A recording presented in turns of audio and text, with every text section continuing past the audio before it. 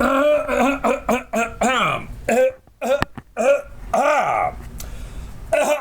hi, kids! It's me, MrTerrible Todd! And we're back once again. You know, kids, somebody once told me that I should check out this online dating. I said, I ain't too for sure about that. You never know what you're gonna get. Apparently, they never look like the picture they post on the internets. Yeah, I'm a little on the skeptical side about this whole online dating. Supposedly, it's a big business. Apparently, it works for some people. If you believe all the commercials you see on the television, I don't know. They could all be actors. Says they ain't, but who knows? It's on the TV. Ain't none of that for real. Even reality TV ain't for real. Even the news ain't for real. Ain't nothing for real on the TV. So why should I believe anything on the internets? But, again, I ain't exactly what you call the most eligible bachelor right about now. Yes, I'd say I'm kind of between really lucrative gigs right about now. So, but you never know, I might find some little gal, some cute little thing, whose profile reads something like this. I'm looking for an egomaniac with an inferiority complex who lives with a whole mess of filthy, degenerate alcoholics and addicts who ain't got no money and drives a piece of shit 150 Chinese scooter. Oh, that's me! How does she know me so well? Maybe there really is someone out there just for me. I'm going to cry. Not. I ain't buying it. Besides, I don't want to pay for it neither. Find a little gal on there, click, flirt, want to send her a message, gotta subscribe. Nope, ain't gonna go for it. So, anyway, be that as it may, it's time for another episode of The Church of Todd. I am your pastor, Pastor MrTerrible Todd. And we're going to be reading once again from the Holy Bible. Yep. Oh, let's open with a hymn. He's got my ball sack. In his hands, he's got my great big ball sack. In his hands, he's got my hot, sweaty ball sack. In his hands, and he likes to break my balls. Boom, boom. Hey, thank you. All right. Last time we read from the book of Genesis, chapter 3. And what did we learn last time from the book of Genesis, chapter 3, boys and girls? I'll tell you what we learned. We learned that Eve, like so many other women I've met, was not willing to take responsibility for her own actions. The Lord God asked her, "Why did you eat from the tree of the knowledge of good and evil when you know you were not supposed to?" And she said, "Oh, the serpent deceived me and I ate. I didn't mean for it to happen, it just happened." Where have I heard that before? But in the interest of equal time, Adam was dumbass. Adam was pussy whipped. Adam ain't even had no pussy yet, didn't even know what pussy was, didn't even realize they was naked. Eve came up and said, "Here, honey, have some of this." "Oh, I don't know, honey. I think this is from the tree of the knowledge of good and evil. We ain't supposed to eat from that." "Just eat it!" "Okay, honey, whatever you say." That's pretty good. "Oh, shit, we are naked!" Dumbass. And the serpent said serpent was crafty. Again, did God not create the serpent too? Did God not put the serpent in the garden? And where was God when the serpent was deceiving Eve? Where was he? Out for a walk somewhere, apparently. Like he didn't know exactly what was going to happen. So anyway, he punishes the serpent. He says, "You will crawl on your belly, blah, blah, blah." What was the serpent doing before that? Tap dancing? Stilt walking? rollerblading? I don't know. Never calls the serpent Satan.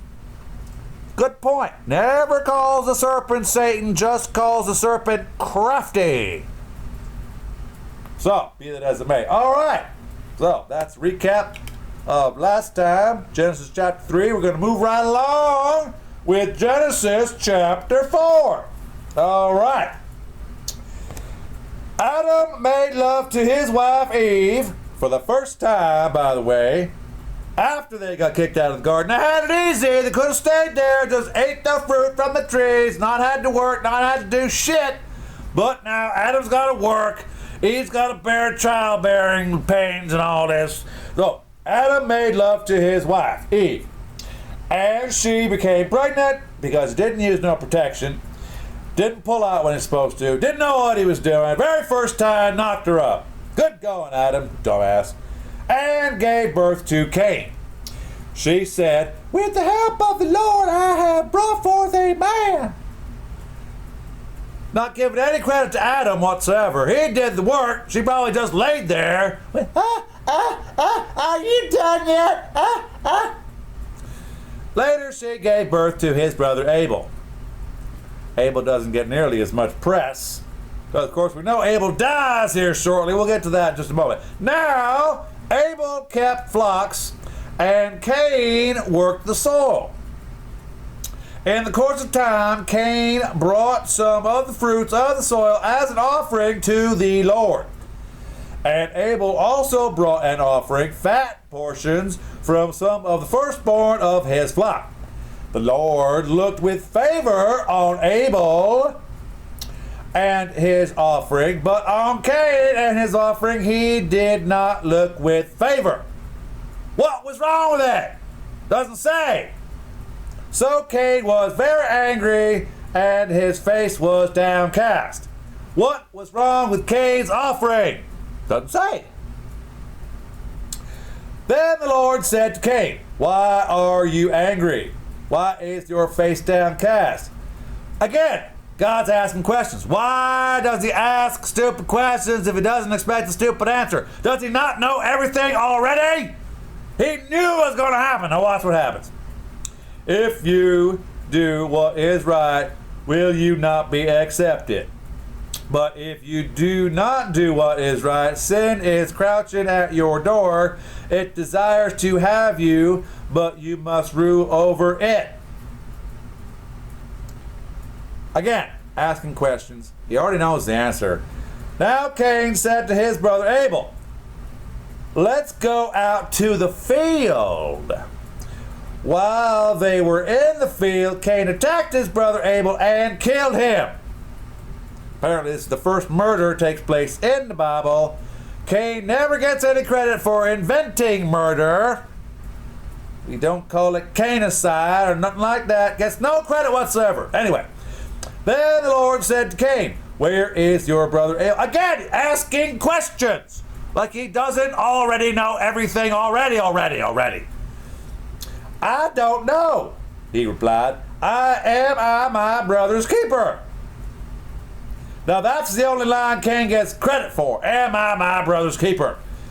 The Lord said, "What have you done?" Again, asking questions. He knows what he did.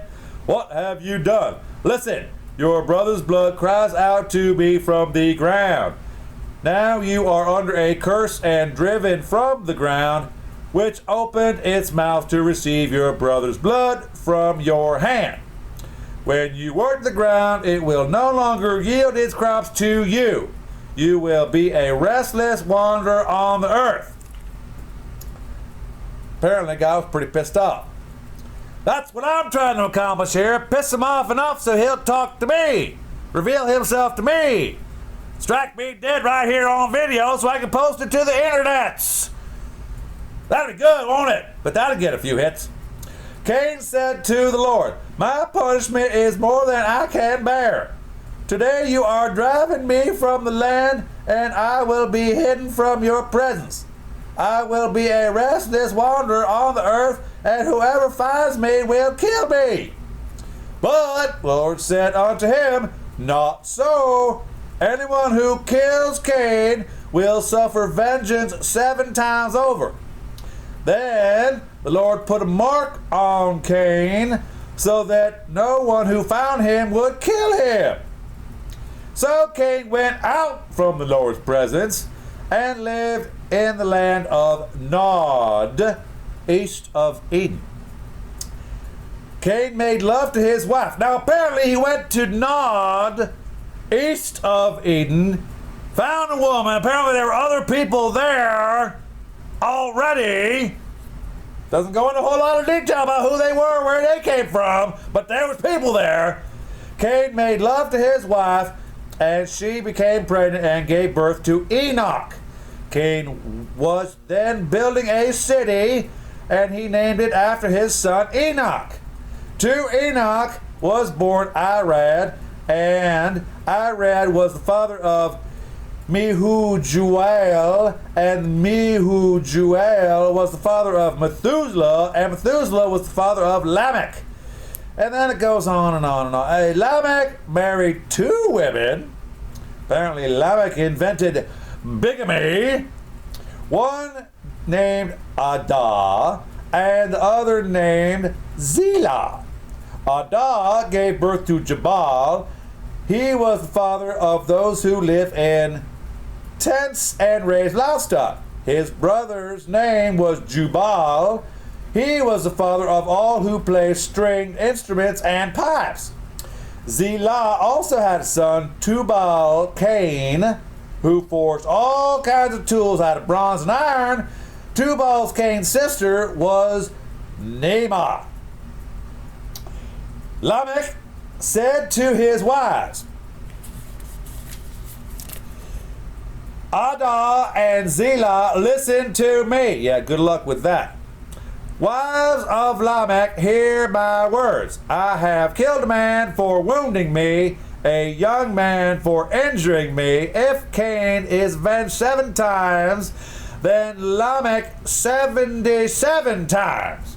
Well, apparently this Lamech fellow fixed a whole lot of himself. Adam made love to his wife again, and she gave birth to a son and named him Seth. You see that? There weren't just Cain and Abel from Adam and Eve. There was Seth, saying, God has granted me another child in place of Abel, since Cain killed him. Seth also had a son, and he named him Enosh. At that time,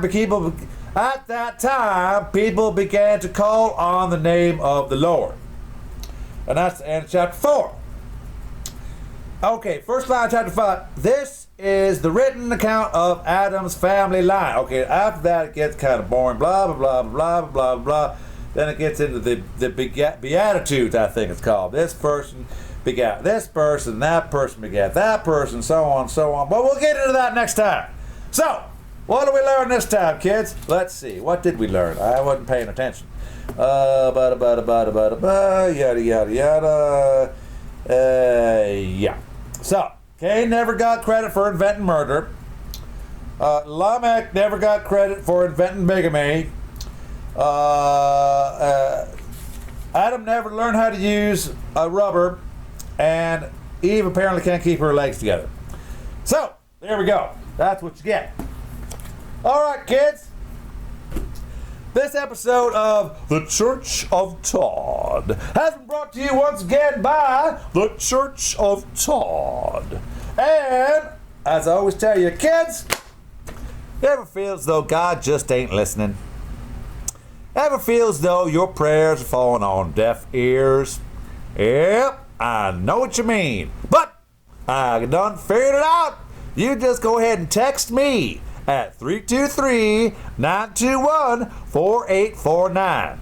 With your stupid prayer, I will ask God myself on my own time after you send me $5 on my PayPal account.